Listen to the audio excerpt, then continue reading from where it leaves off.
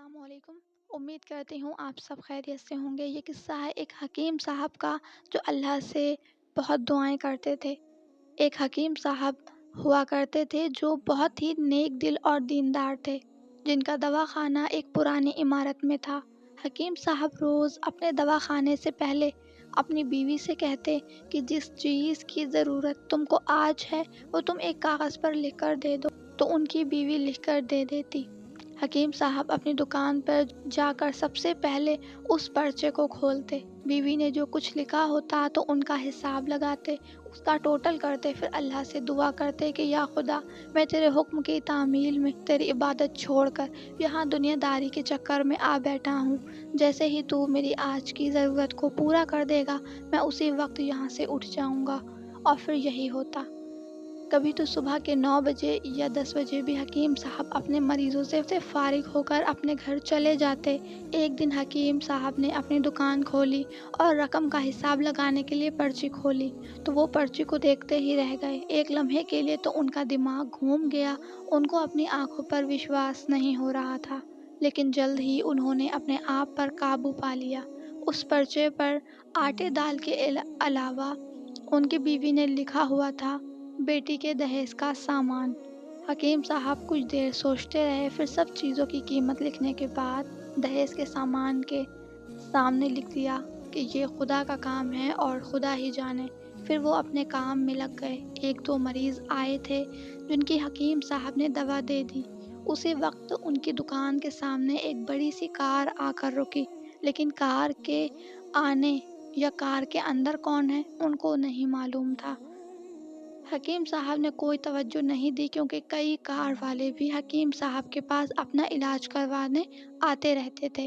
یہ تو روز کا کام تھا اور سارے مریض اپنی دوا لے کر چلے گئے تو کار والے صاحب کار سے باہر نکلے، حکیم صاحب کو سلام کیا اور جا کر ان کی دکان میں بیٹھ گئے۔ تو حکیم صاحب نے کہا کہ اگر آپ کو کوئی دوائی لینی ہے تو یہاں اسٹول پر آ کر بیٹھ جائیں تاکہ میں آپ کو چیک کر سکوں، اور اگر آپ کو کسی اور مریض کی دوا لے کر جانی ہے تو آپ اس مریض کی حالت بتا دیں۔ پھر وہ صاحب بولے کہ حکیم صاحب، مجھے لگتا ہے کہ آپ نے مجھے پہچانا نہیں۔ آپ بھلا مجھے پہچانے بھی کیسے؟ کیونکہ میں آپ سے 15 سال بعد مل رہا ہوں۔ اپنی پہچان کے لیے میں آپ کو اپنی پرانی ملاقات کے بارے میں بتاتا ہوں۔ جب میں پہلی مرتبہ یہاں پر آیا تھا، میں یہاں خود نہیں آیا تھا بلکہ مجھے یہاں خدا نے بھیجا تھا، کیونکہ خدا کو مجھ پر رحم آ گیا تھا اور وہ میرا گھر آباد کرنا چاہتا تھا۔ کچھ ایسا تھا کہ میں اپنے گاؤں جا رہا تھا، تبھی ہماری گاڑی آپ کی دکان کے سامنے آ کر پنچر ہو گئی۔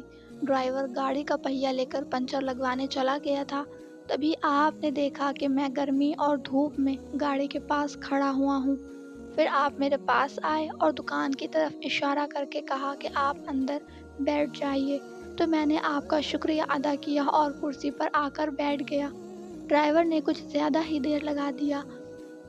ایک چھوٹی سی بچی بھی میرے پاس کھڑی تھی اور بار بار کہہ رہی تھی کہ مجھے بھوک لگ رہی ہے، اور آپ اس سے کہہ رہے تھے کہ بیٹی تھوڑا صبر کرو، ابھی تھوڑی دیر میں چلتے ہیں۔ تو میں سوچ رہا تھا کہ میں آپ کے پاس اتنی دیر سے بیٹھا ہوں، لگتا ہے آپ سے کوئی دوا خریدنی چاہیے تاکہ آپ میرے بیٹھنے کو زیادہ محسوس نہ کریں۔ میں نے کہا کہ حکیم صاحب، میں انگلینڈ میں رہتا ہوں، وہاں گئے ہوئے مجھے 6 سال ہو چکے ہیں۔ جانے سے پہلے میری شادی ہوئی تھی، لیکن آج تک میری کوئی اولاد نہیں ہے۔ میں نے ہر جگہ علاج کروایا لیکن اب صرف مایوسی ہے۔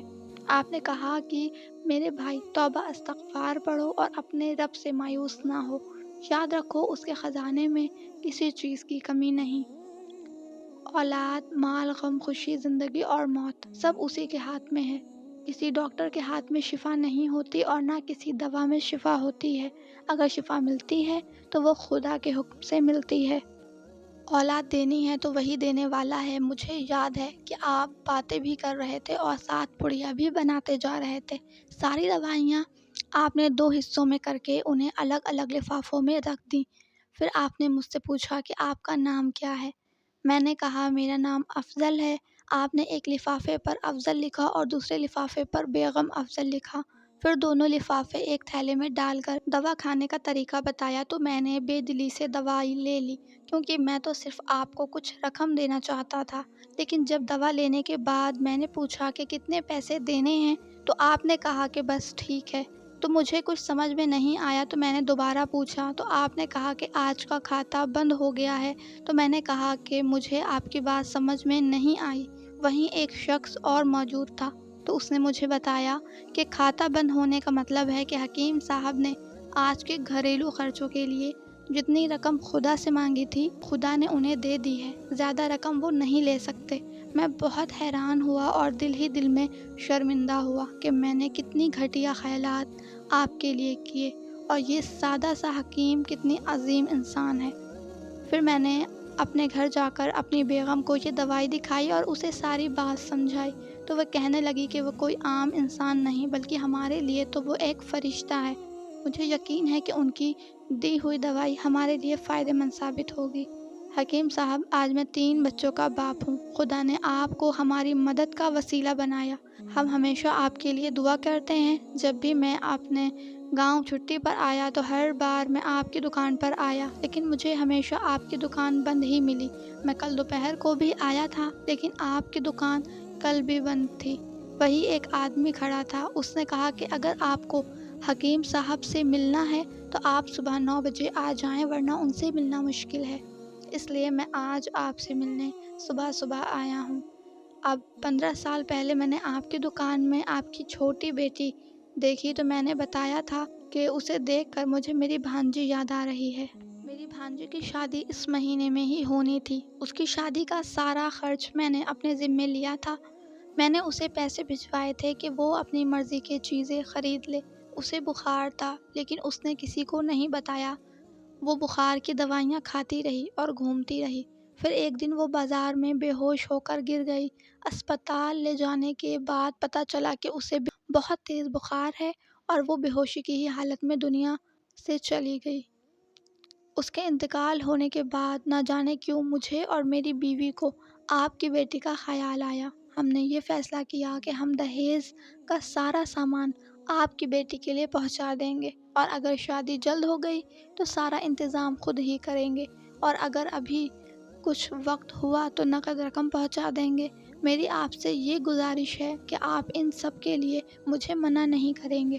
یہ سن کر حکیم صاحب حیران اور پریشان تھے اور پھر بولے، افضل صاحب، آپ جو کچھ کر رہے ہیں مجھے یقین نہیں ہو رہا۔ میں نے آج صبح بیوی کے ہاتھ سے لکھی ہوئی پرچی دیکھی تو گھر کے کھانے پینے کے سامان کے ساتھ بیٹی کے دہیز کا سامان لانے کو لکھا ہوا تھا اور آپ خود دہیز لے کے پرچی پر لکھا ہوا اور آپ خود دیکھ لیں کہ پرچی پر کیا لکھا ہوا ہے۔